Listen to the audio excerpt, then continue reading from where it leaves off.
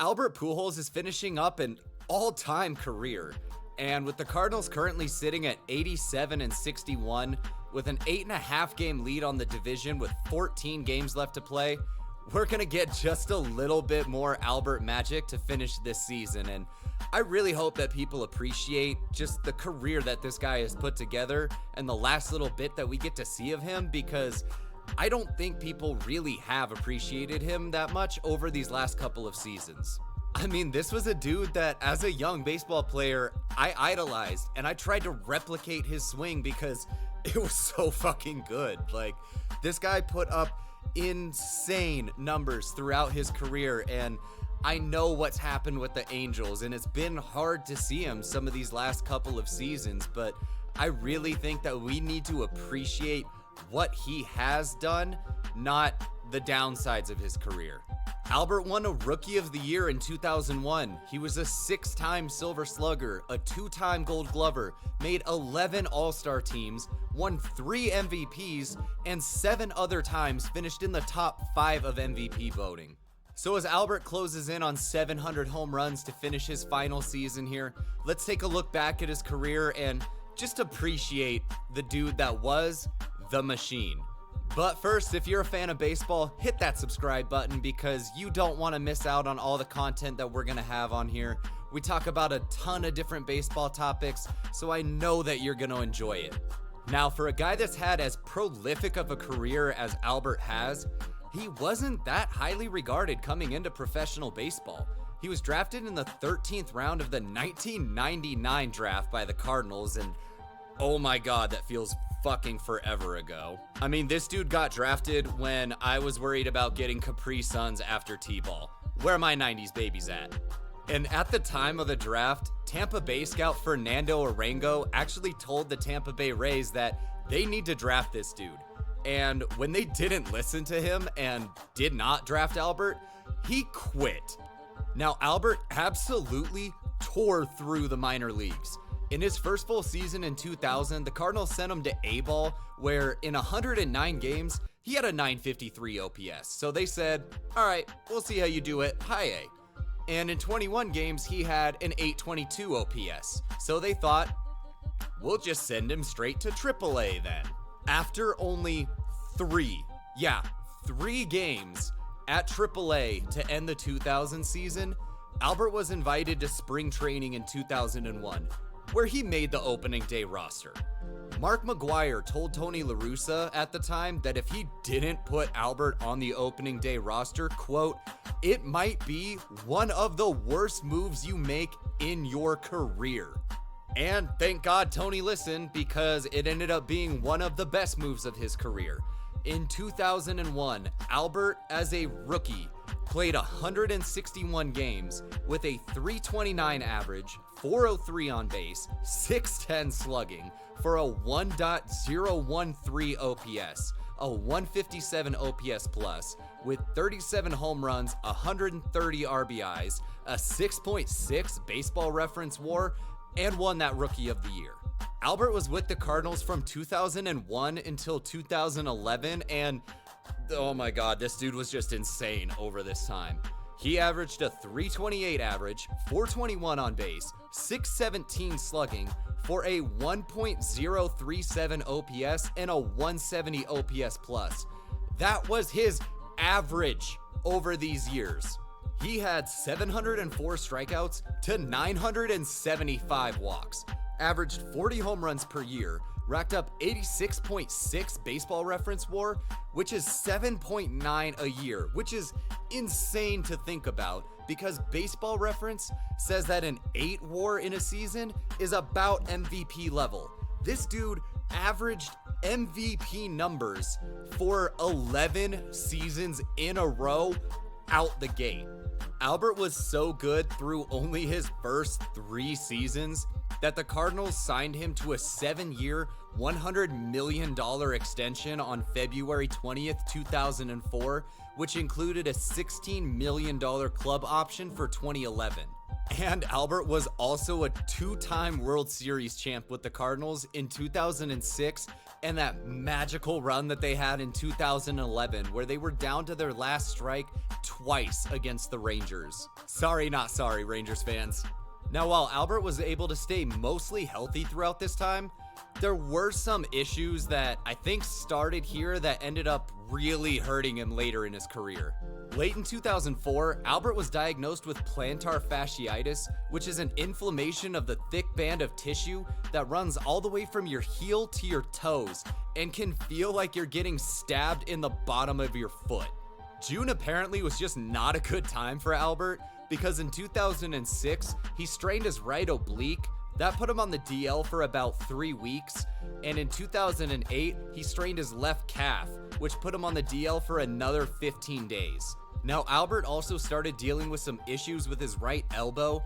In the 2008 offseason, to avoid Tommy John, he had nerve transposition surgery to ease some discomfort that he was feeling, and after the 2009 season, he had surgery again to remove 5 bone spurs from that elbow. And in that final season with the Cardinals in 2011, on June 19th, he collided with the Royals' Wilson Betemit and fractured his left wrist. That put him out until July 5th. Following that 2011 season where they won that World Series, Albert became a free agent for the first time in his career, and the Cardinals were interested in bringing him back. They'd offered him a reported 10-year, $210 million contract. The Marlins were also reportedly involved, offering a 10-year deal. The money wasn't disclosed though. But on December 8th, Albert ended up signing a 10-year, $254 million deal with the Angels. Albert's first season with the Angels came in his age 32 season. From 2012 to 2016, he averaged a 266 average, 325 on base, 474 slugging for a 799 OPS and a 123 OPS plus. This is where people started to think that age and injuries were beginning to catch up with him. He still averaged 29 home runs per year during this stretch, but his 14.8 baseball reference WAR, which comes out to about 3 per year, is slightly above starter level, and that's a far cry away from where Albert used to be. 2013 was also the first time that he missed significant time due to injury. He only played in 99 games because on August 19th, his season was ended due to a foot injury. And in 2017, this is where it all started going really downhill for Albert. He averaged a 242 average, 291 on base, 406 slugging for a 697 OPS and an 87 OPS plus. He had a total of negative 1.2 baseball reference WAR during this time and missed 89 games due to injury from 2017 to 2019. In July of 2018, he was dealing with left knee inflammation, and on August 18th, his season was over because he had surgery on that left knee, and then followed that up in September with surgery on that right elbow to take out another bone spur. Father Time is cruel, and at this point, he was beating the absolute shit out of Albert. 2021 was where his disastrous time with the Angels came to an end. He started off the season by hitting 198, 250, 372 for a 622 OPS and a 66 OPS plus. That was enough through the first 24 games for the Angels to designate him for assignment on May 6th. On the other side of LA, the Dodgers thought that Albert still had something left in the tank. So on May 17th, they signed him to a 1-year deal, and through 85 games, he hit 254, 299, 460 for a 759 OPS and a 99 OPS plus.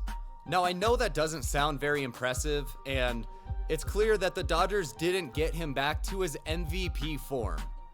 Or did they?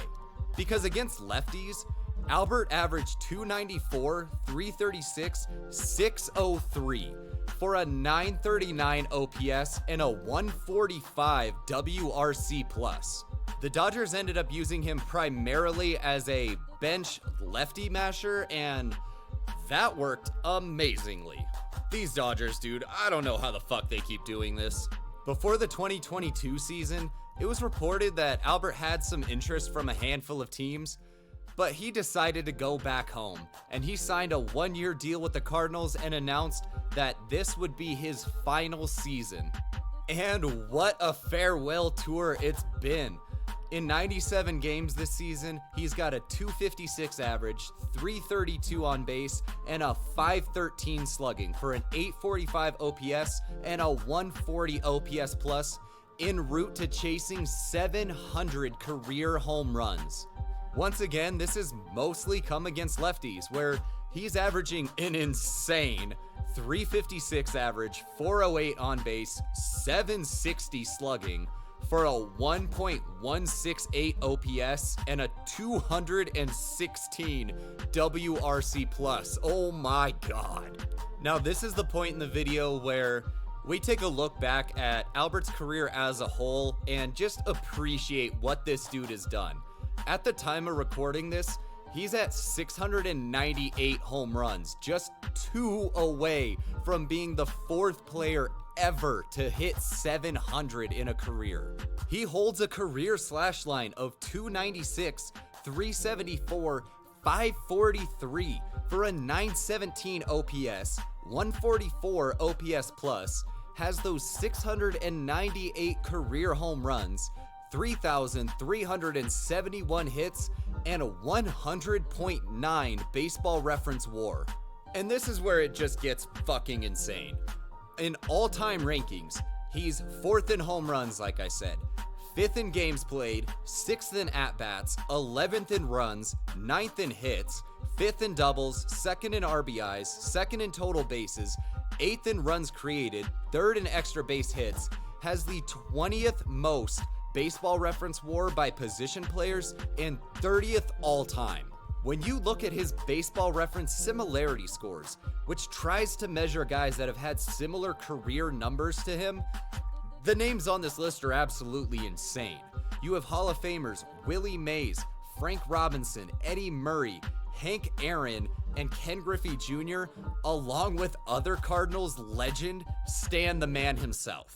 The guys that are on this list that aren't in the Hall of Fame are either because of steroid allegations in Rafael Palmeiro, A-Rod, and Barry Bonds, or because Miguel Cabrera hasn't retired yet. So once again, I'm gonna plead, please appreciate what we have left in Albert while he's still here. I know how bad some of those seasons were with the Angels, but something I think that gets either overlooked or people just aren't aware of, these last 3 years, Albert has been the oldest player in baseball each of those seasons. He's 42 this year, allegedly. So before another legend passes before our eyes, please appreciate Albert while he's still here and what he has done over his career and for baseball for a long time. But this is just the ramblings of one baseball nerd in an empty room, so you tell me what you think. Leave a comment down below. What do you remember about Albert over his career? What's something that sticks out to you? And how good do you think this guy has actually been? And where does he rack up all time? And if you enjoyed this video, please hit that like button. It helps spread it out to other people so they can enjoy it as well. And if you're a fan of baseball, hit that subscribe button. We're going to talk about a whole bunch of different baseball topics like this on this channel, and I know you don't want to miss out on that. This has been the Mound Visit. I hope you enjoyed. Thanks for watching. Have a great day, and I'll see you in the next one. Peace.